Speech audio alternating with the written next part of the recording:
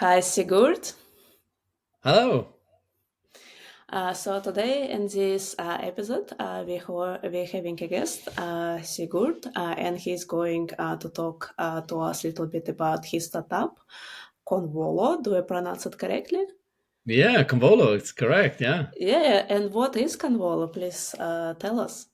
Yeah. So Konvolo is a whole new way of gathering feedback and insights about your customers and your users asynchronously. So you can always interact and keep a finger on the pulse and ensure that you prioritize the problems that are worth solving in the right time, basically. That's Konvolo in a nutshell. Awesome. My background is actually product management, so I completely Yeah. understand this problem. So your user persona, who are they? Product managers? Yeah. So we have actually a few, which is very interesting because, I mean, there aren't any chief feedback, chief insights officer necessarily, which that would have been great and easy for us. But yeah, it's typically people that work within product. UX research is also very interesting to speak with. We're also speaking with customer experience, the customer success side of things. So any kind of role, we also have a few marketing people as well. Any role that sort of communicates with continuously all the customers and users dragging insight from them. So that's one side of it. And then the other side of it is internal feedback, right? It's also important to understand how your employees are doing, if they are focusing on the right things, if the alignment is in the direction where the company or the department wants to go in. So it's also a great way to gather insights and feedback and keeping a finger on the pulse internally as well as externally. So those are sort of like the two main worlds that we work within. Yeah. Yes, sounds really interesting. And how did you Yeah. come up with this idea? Yeah, that's actually quite interesting. So it's also a bit tied to how we met as co-founders with three guys. It's Gustav, who is our sort of product guru and visionary in that sense, our Steve Jobs, if you can say. And then we have, and he's our CEO. And then we have Mons, who is our incredibly capable technical founder and CTO who has built this phenomenal product from the ground up. And then we have me sort of coming from the commercial side, revenue side of things, who are in charge of making sure that we, make a sustainable business out of this. And Gustav and Mons, they have previously worked together in a previous startup. So they met there and instantly connected very well, friendship wise, but also regarding the problems and the challenges that they saw within the business that they were working in. And they chose to join this incubator. It's called Antler, and it is one of the most active investors in the world, which is phenomenal. What they do is that they gather bright people and have a very extensive selection process to get the right personalities in the same room. With different capabilities, product, tech, other experiences, sales, commercial. But the common denominator is that everyone wants to explore the possibility of building something on their own. And through a 12-week, what should I say, sort of boot camp or so, you are thrown into a lot of different challenges. You get to work in different teams, different setups, exploring different areas, to B, B2C, and so on, in great collaboration with other companies as well, which is really cool that they come with their product problems, and then we can sort of, yeah. And in this ecosystem, I found Gustav and Mons, and we connected instantly on the same problem, which was that it's very difficult to continuously always understand why the customers say what they say, what they mean with what they say, and where the problem actually lays. Gustav always tells me, never listen to what Sigurd says, try to listen to what he means. And so we True actually Steve started. Jobs.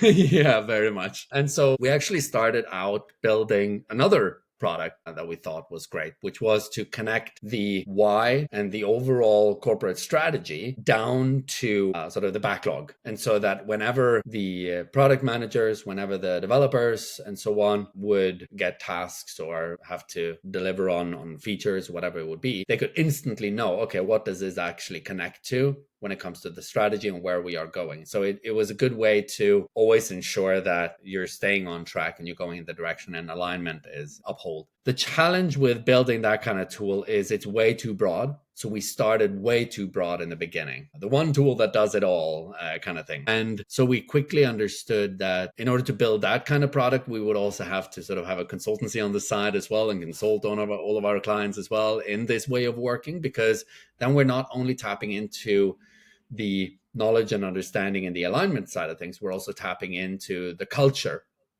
and how they operate as an organization. And that transformation was not the direction that we wanted to take this in. We wanted to make a tool that can help and enhance productivity and so on, but not necessarily become a consultancy as a side of it. So we, throughout sort of half a year after Antler, because that's the idea that we got the investment on, after trying that in the market, speaking with a bunch of different customers, and even, being able to land a few deals and so on, we figured out, okay, what are other ways that we can provide value within the same setup, but that is more applicable and more sort of process agnostic or culturally agnostic. And that's where Gustav and Mons, got to work together with me, also speaking with the market and with industry leaders. Where are the biggest hiccups do you see? And if you could just wave a magic wand, what would you have fixed today? And what came out was what we now provide and what is Konvolo today, which is that you can have deep interviews, deep conversations, which technology and AI allows us to, which is great. So we can utilize that smart technology to asynchronously have deeper interviews that understands what all the users and customers and people internally, for that matter, are bringing to the table, and then dig deep into the motivation of it. Why do you feel like this? How would this have an impact in you? How would this have an impact, on the departments around you, for instance, or from a customer experience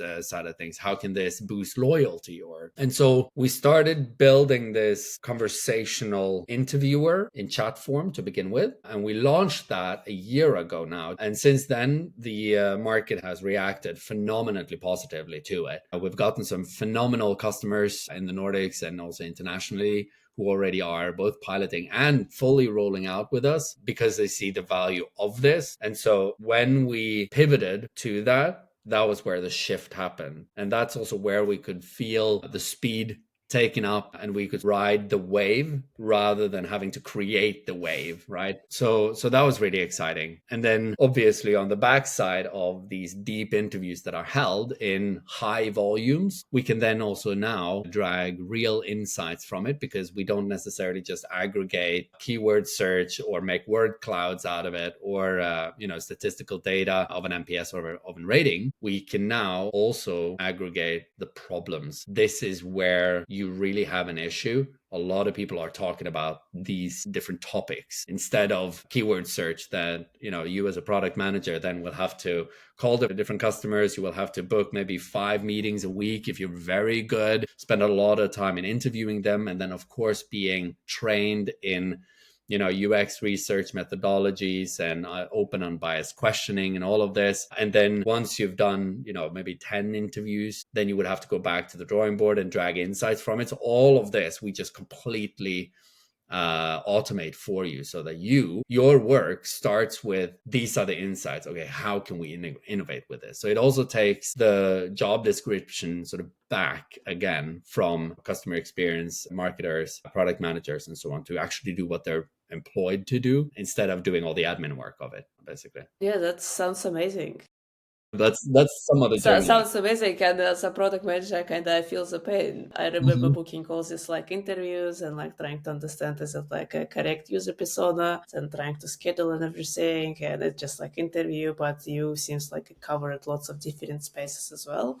Mhm. Yes, sounds amazing. And I like how you said that you had this like aha moment when you pivoted the product, because I think that's the key. It's recently, like I've been at one event and like a founder said that sometimes a business is a ball and you can just roll it. And sometimes it's a cube. Like when it's a cube, you have to have like to do lots of work to like sharp the edges and everything. And it's not sustainable business. Like Exactly. all cool businesses would be like a ball which you just like roll. Yeah, that sounds amazing. And you mentioned that you joined Antler program, right? And I know that at the end of the program, they invest in startups in different countries. I was in Antler program myself. Oh, yeah. and probably terms may be different between Australia like and Europe. I know in Australia they invest in Australian dollars like 230 or something like that $1,000. I guess it's probably around the same amount in the doorway, right? Or like similar. Yeah, we had a different amount, and we also had a few different sort of terms to it as well. But I mean, yeah, as you say, this is different from country to country. So I think the best way to sort of explore that would be to go to Antler's websites and sort of click into your region. Because they've also updated these terms and also these amounts and everything. If you are curious to explore further, you can definitely go into Antler.co and check it out there. Yeah, absolutely. I highly recommend Antler as well. I think like one of the best in terms of like investment and just support of different mentors and everything. Let's talk about finance. So as a founder, did you quit your job when you started this business, or you were doing it part time as a side project? I took a massive risk, and I don't suggest others do it the way that I did it. I got out on the other side. Luckily, not everyone does. So I had been working in Germany for the past 6 years, and so I moved back to Norway and helped another company that was scaling with setting up their revenue. And through working with also quite closely with a few founders previously in my other jobs as well, I wanted to build something myself. So I also researched, what's the average age of founders? And it was surprisingly high. It was surprisingly high. So I was kind of like, there's no time like the present. Now is when I have the energy. Now is when I have the time. And so I did actually quit my job in Oslo for this startup to go all in with Antler. Other people in our cohorts, they had permission, it's called. So like you're on pause at work to do this, but they also have something to come back with. That depends a lot on the situation that you're in, right? How much savings do you have? How big of a risk taker are you as a person? So I think, take some rounds with yourself and see what you're comfortable with. I'm personally very comfortable with extreme risks. So I didn't have a lot of, let's say, savings or, and did quit my job fully to focus on this. And some luck, a lot of hard work obviously allowed us to land the investment by the end of this cohort, which also now allowed us to take out a very symbolically low salary from this investment to ensure that we have a long enough runway, obviously. And it must be really hard, especially that you have three co-founders, right? Yeah, right. Uh, and I mean, people are always the most expensive post in the budgets, right? For companies, we try to keep it as low as possible. One thing that also is good to note is that none of us three co-founders have children. None of us have mortgages or cars or other larger financial obligations. So that also allowed us to be able to take out a very, very low salary to only cover our costs and have this hand to mouth approach while building this. Because for us, it was also important to do this full time and not part-time. Some do that as well, and that works for them, but definitely align on that before you go into that marriage, which this sort of co-founding journey is. And through that, we were now able to keep this afloat for a long period. And then as we now started to also land some great customers, some paying customers, that of course extends the runway rather than us bleeding out that for a higher quick return in that sense. Right? But that's how we approach this in difference to maybe how others might. And was it low salary enough to cover your expenses, or you still have to like put a hand in your pockets and do something with your savings? I mean, of course, right? I did definitely have to sort of bleed out my savings a bit for sure. Yeah. And I think that also goes for my two co-founders as well.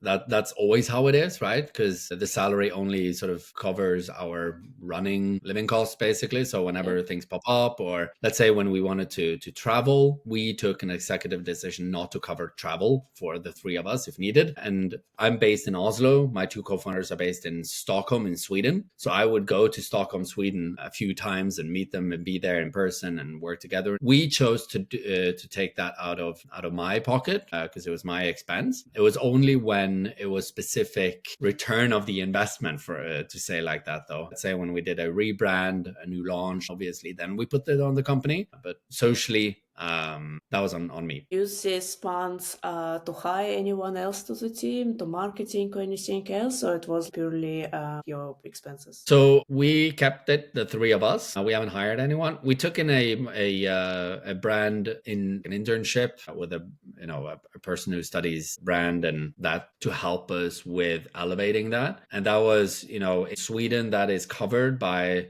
the school and the state, these kind of internships. So we didn't have any expenses on that, but that's the only sort of external person we took in for a limited amount of time for a specific project. What is important for us is not to hire anyone before it's proven that we can provide them with full-time or part-time or enough work to fill those hours, right? We need to justify that spend. And so far it's been a lot of work, but it's important to keep that within the three of us in the beginning, because we explore this, we test out new things, we take risks. That shouldn't be on employees, because when we get employees, that's to amplify and scale. That's not to take risks and test and so on, right? And so now when we are in fundraising mode, which is really exciting, we are in a position where we will use some of those funds to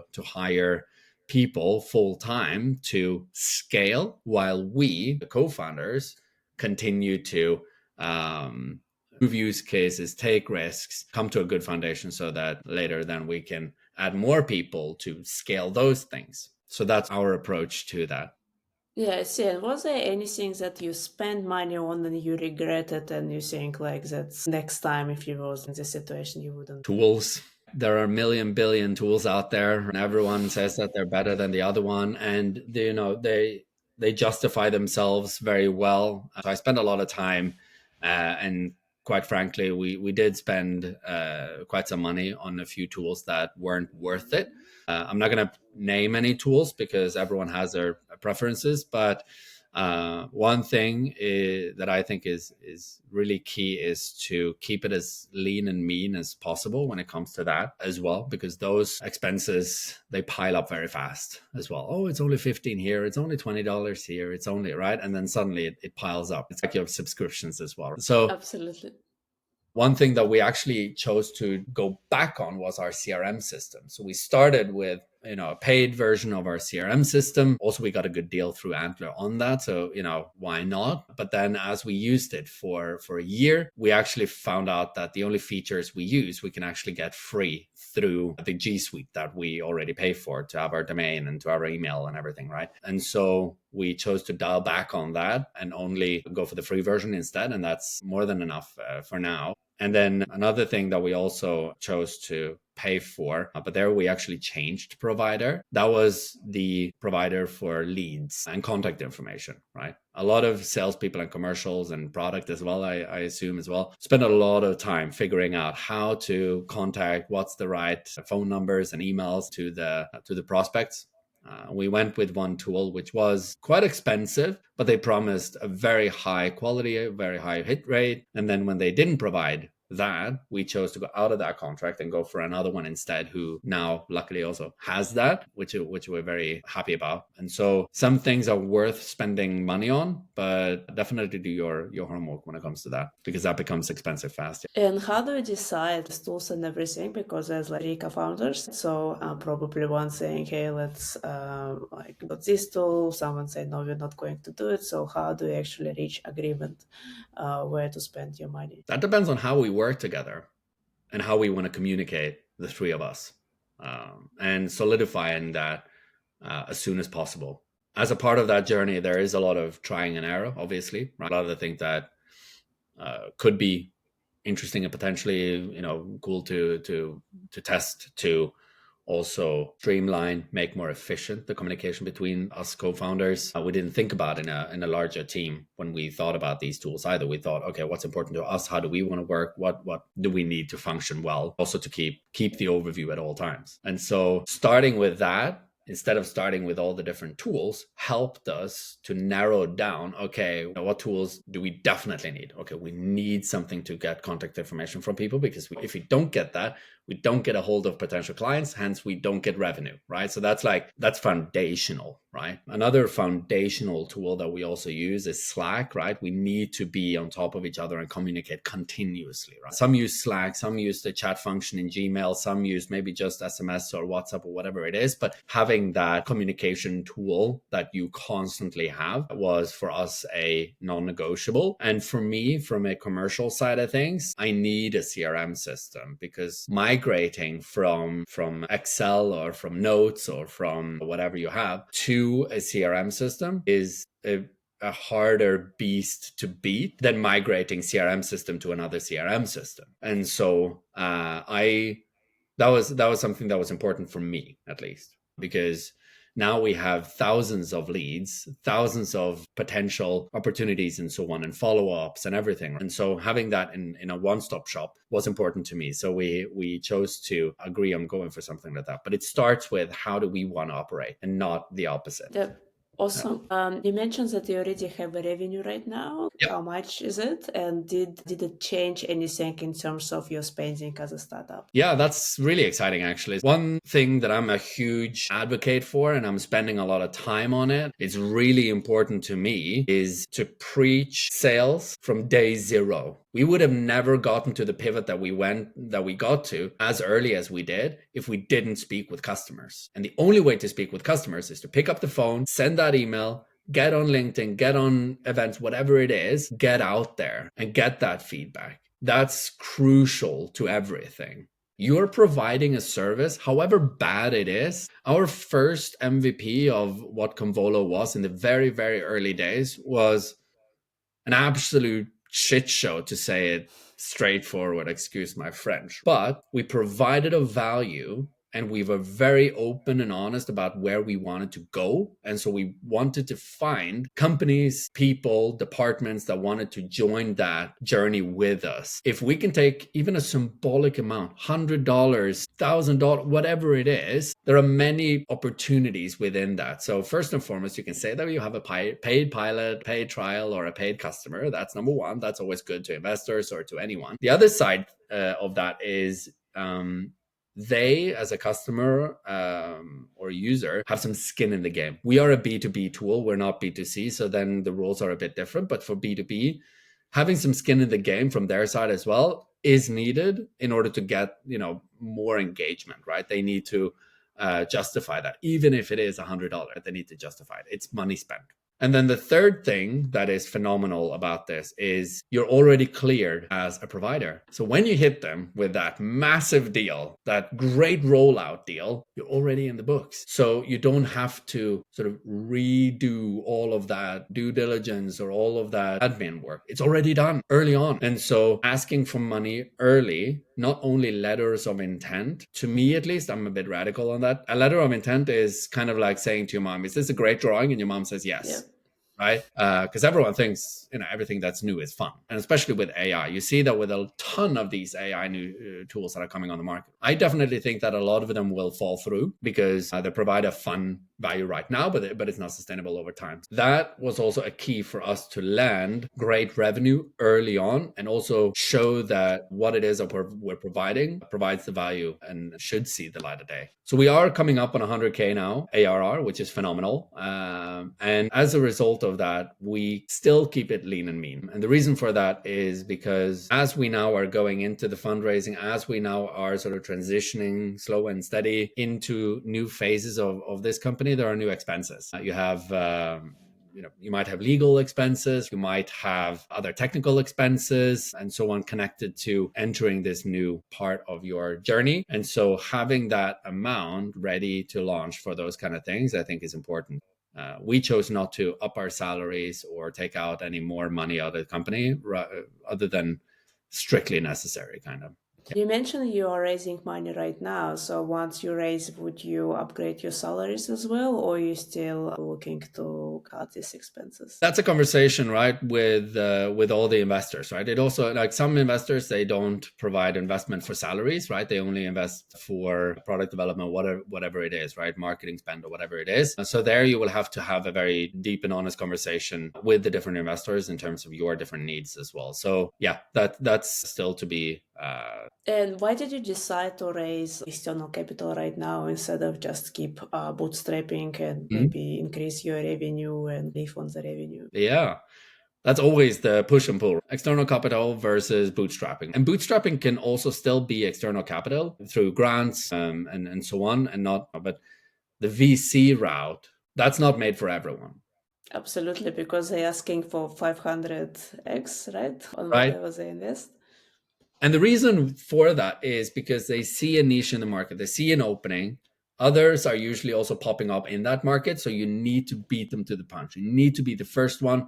You need to establish dominance in the market quick and fast. And capital can most definitely propel you to that. If you are in a space where it is a race, as well as you also know that capital will take you to the market dominance position that you are seeking, then I definitely think that aligning yourself with VCs, family offices, that kind of external capital is definitely very helpful. And that is what we're seeing. We're seeing a few other startups as well last year and this year popping up here and there around the globe, exploring and testing out these waters. And so we also took a very conscious decision that we wanted to raise in order to really beat them to the punch and establish that as early on as possible, basically. Whereas in other sectors, in other industries, other kind of tools or businesses, growing sustainably, bootstrapping, for instance, or taking in grants or so on, can be the right way for them. Right. So that's also very individual. And there again, right, B2C versus B2B is also vastly different, right? Yeah, I guess it's not just a choice, like what kind of business you want. Let's say Airbnb, they raised quite a lot just to kill everyone else who is entering this market and spend a lot on marketing. Same Uber and other big startups. Mm. My next question is about like your mindset and like what did any shift in your mindset in terms of money and finance since you entered a startup world yourself? I've been very frugal as a person and not living very lavishly, and also my so I mean that's a personality trait, and my approach to business finances has also been a bit similar. You spend where it's worth spending, but there you spend for real to get the actual impact. Half-assing anything doesn't work. It only creates more work and headaches. That is something that definitely has been very good for us, at least in our situation, to be able to have that long runway and take the decisions that we've taken. I don't think it has changed. I've definitely learned tons, obviously, Yeah, financial please forecasting. share. Yeah, especially like if someone, for example, thinking of quitting a job today and Mhm. stepping into startup world, like what Mhm. would be like your advice to them, and maybe something that you yourself wish you knew earlier? Definitely know your budget, what you're living on month. What's your rent or your housing loan? Do you have any cars? Do you have any pets? Do you have any families? What are the running costs? Getting an overview of that first and foremost will help you figure out, okay, looking at my savings now, today, is that something that can cover this or not? And if it can, how long? And I think my biggest learning was things take time, sure, but things take much longer than you expected. So having a buffer for 2, 3 months is not nearly enough. Having a buffer for a year, 1.5 year is putting you in a position where you most definitely then can take those risks if you are very security driven. But getting an overview of your finances, understanding what your private runway is crucial. And things will take half a year to a year longer than you expect that it will. So that's maybe my biggest, not surprise, but definitely my biggest learning going through this. Amazing. Thank you so much, Sigurd. It was really lovely to learn about your startup and about your journey. It's absolutely amazing that you found this like pivot moment, how to like a market fit, I would say, right? Since like you already have a customers. Sounds like you have a ball of the business. So yeah, thank you so much. It was a pleasure to have you. Yeah, pleasure to be on. Thank you.